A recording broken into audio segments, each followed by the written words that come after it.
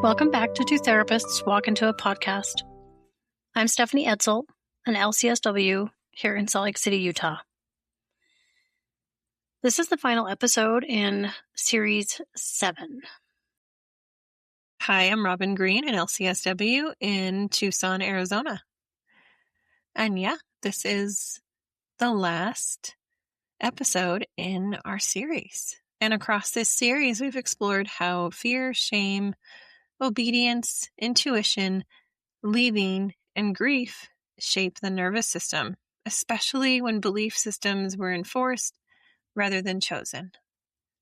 We've also talked about what happens when inner knowing is silenced and what it costs to leave, and also how the body continues to hold experience even after we move on. Yeah, I love it. Today, we're talking about what comes after all of that. Not answers, but meaning.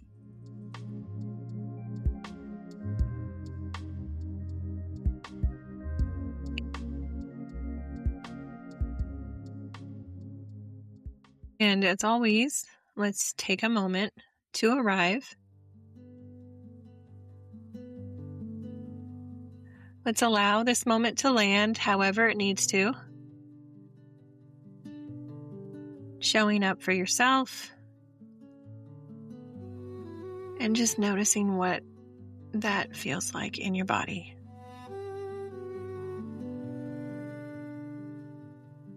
Thank you for dedicating this time for yourself and for us. We're so grateful you're here.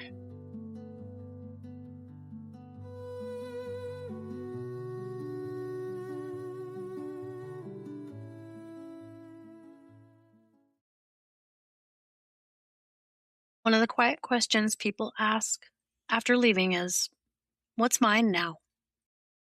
Right? And when meaning was once handed down or tightly defined, it can really feel disorienting to build it yourself.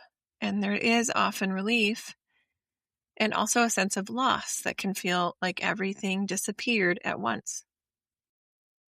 For many people, religion didn't just offer belief.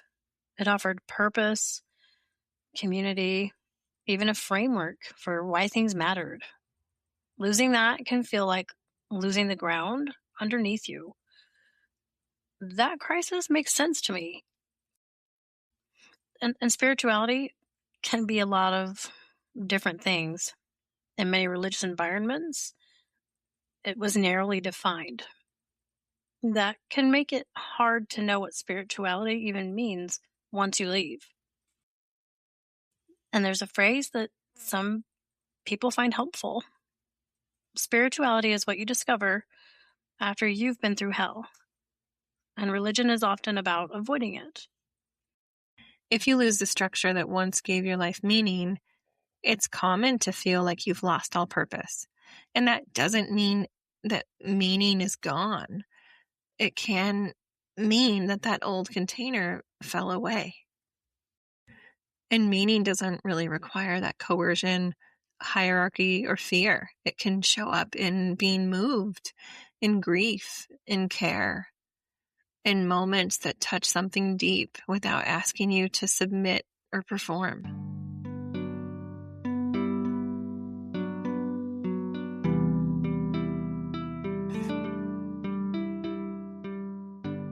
Here's today's nervous system nugget. Spiritual authority returns through embodiment. When meaning is lived in the body through sensation, presence, and choice, it no longer needs enforcement. It becomes something you recognize rather than something you're told to believe.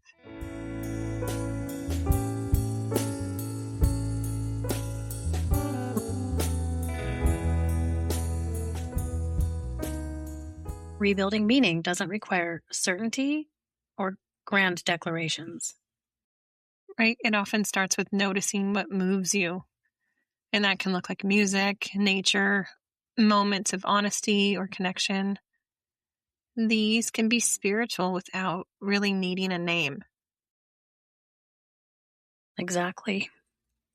Nature, especially, offers belonging without demand, cycles, change, presence.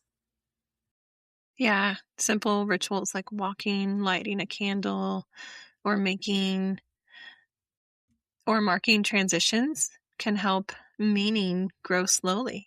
Not really to define it, but to make space for it.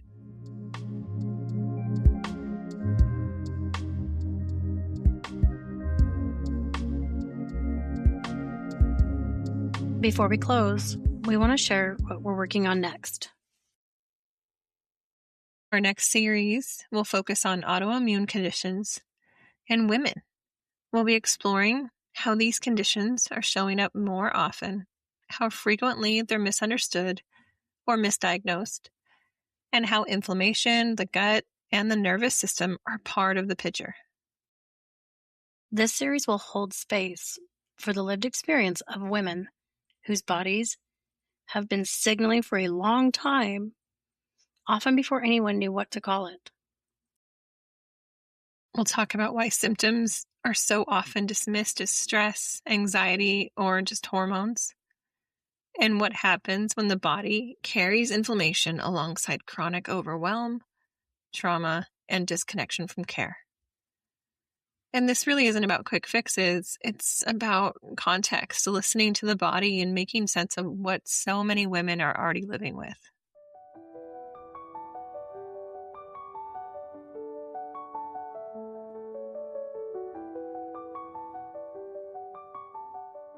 If you're rebuilding meaning slowly, you're not behind. No, you're listening, and that listening is really going to take time. But meaning doesn't need to be declared, it can be lived. Thank you for being here for this series. And remember, healing isn't linear, and we're here for the ride.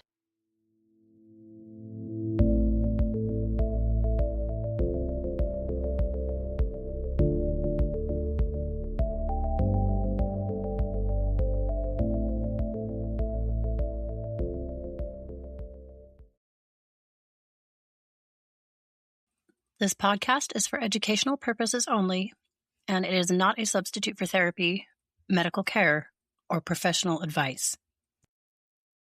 Listening to this podcast or this episode does not create a therapeutic, clinical, or professional relationship with us.